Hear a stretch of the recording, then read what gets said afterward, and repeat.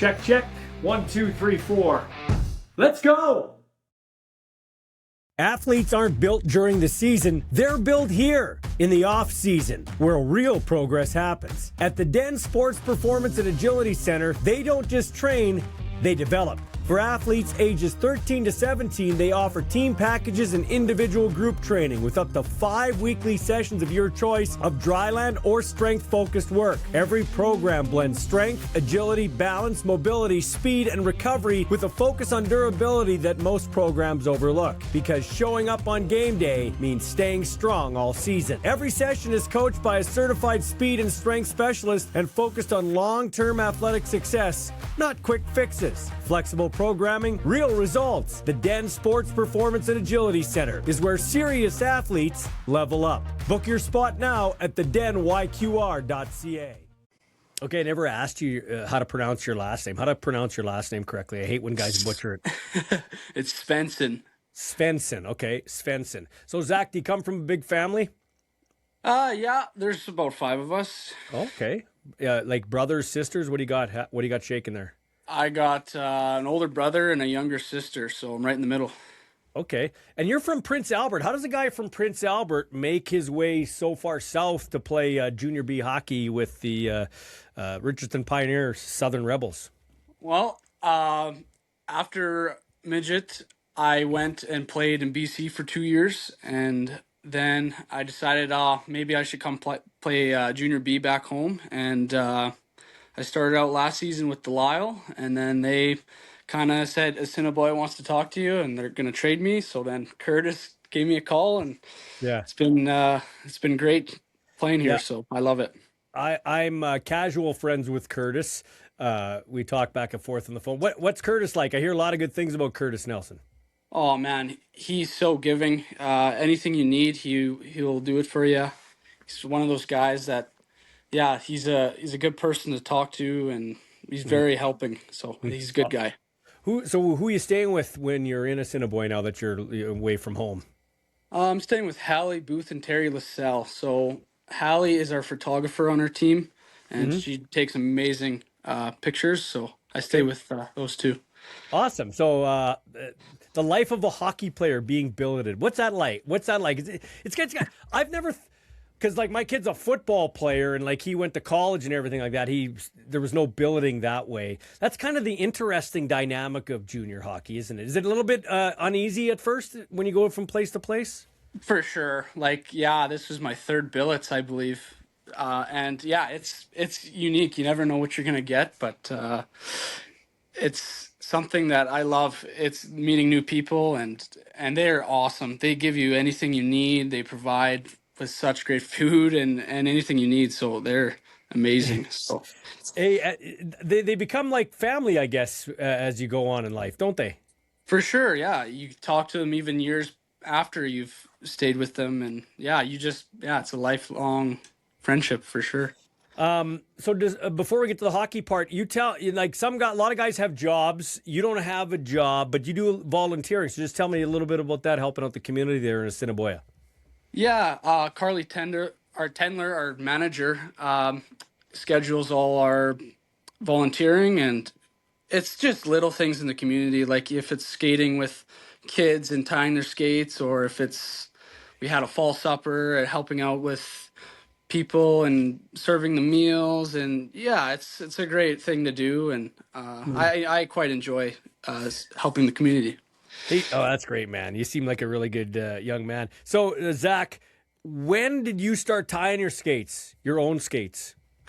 Ooh, probably about 4 or 5, I want to say. Oh, wow. I didn't start tying my own skates or playing? No. Start tying your own skates, because you're tying kids' skates. Because that's a badge of honor when you don't need your dad or mom in the dressing room or the coach to tie your skates. Okay. Yeah. No, I was probably, 10? Somewhere around there. 10, 11? Yeah. Yeah.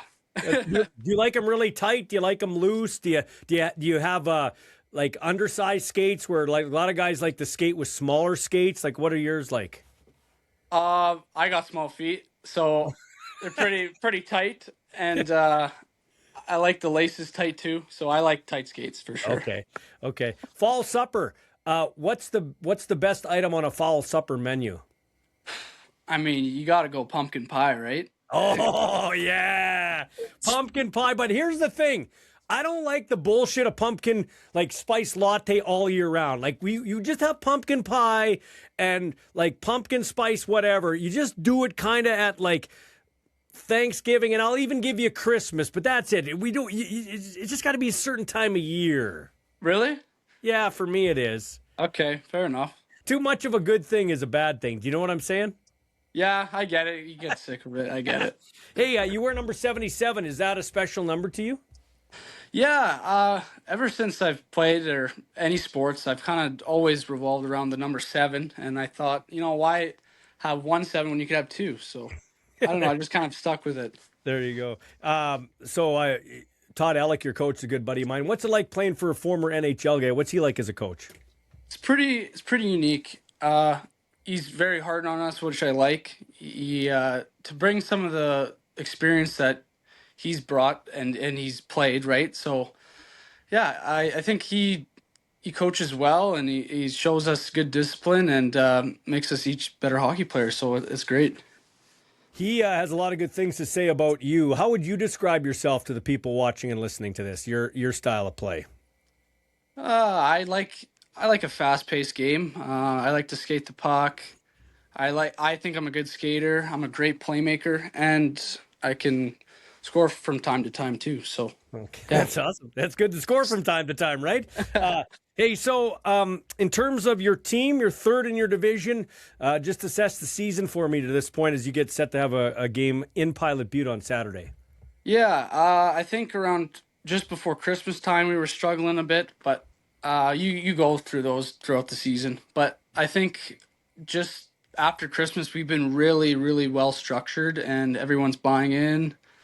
And I think we're doing really, really well, and we're winning lots of games here. So it's really good to see. We're getting better as the year goes on. So, What's your most important role, or how do I put this? What's the most important thing as a captain for you? Like, what do you think is the most important job for you besides the on ice stuff? What do you think is the key to being a good captain? being a supporting teammate, I think if guys can go to their captain and ask him for advice, or just be there for a friend, just being a good friend, and just being respectful. That's about it. Yeah. Todd, you said Todd likes to be hard on you guys. So do you kind of act kind of as a good cop, or like you are kind of like that mediator between the coach and the players? And if a guy has a problem, you go to the coach, and if the coach says, "Hey, I need you to whip these guys," you kind of be his on ice kind of leader type of thing? For sure. Yeah. That's happened sometimes for sure. Yeah. Yeah, so that's what I thought. Okay, so this is your last year of eligibility. You want to keep playing hockey. What does that look like for you, do you think? I'll have to talk to my coaches and our athletic trainer, Travis, maybe on that. But hard to say right now. I'm kind of just focused on winning a championship right now, and then who knows, senior or maybe states, or we'll see what the options are available. I'm open to anything. So Awesome. Okay, so lastly on that, winning a championship. Right now you're sitting third, and you just talked about your team we're struggling, but you're coming together a bit now.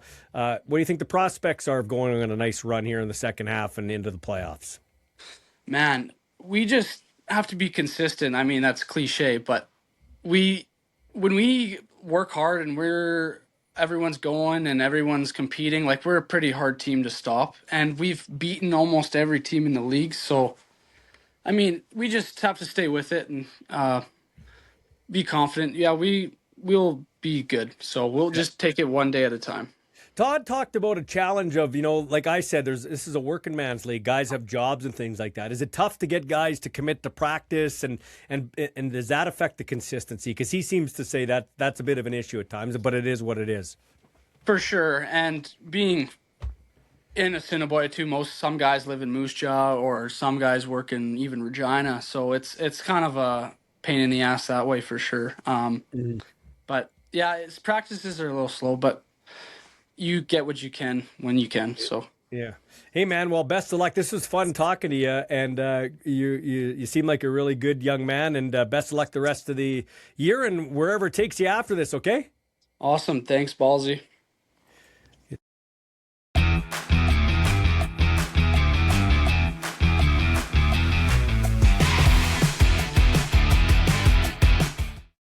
Well, in the last installment, the Wizard and I were talking about you and that you committed to the VI Raiders. So I'm first of all, I'm happy that you're continuing to play because there was maybe a little spell there where you weren't sure if you're going to play again.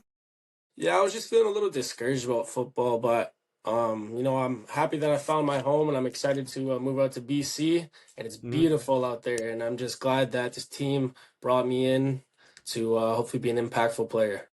So before we go there, let's just wrap up with the Thunder. You were second in special teams tackles. You always brought energy to the field. Why didn't it work on defense in your mind? Like what? Because when you came out, you were one of the highly touted defensive backs. I think it's a mix of things and stuff like that, but it's one of those times you get stuck in a competitive defensive back room. Hmm. The positional room is very competitive out there, and I love the atmosphere, but just at the end of the day, I just don't think that fit was right for me. Yeah, and you decided to change things up. How tough is it to leave home?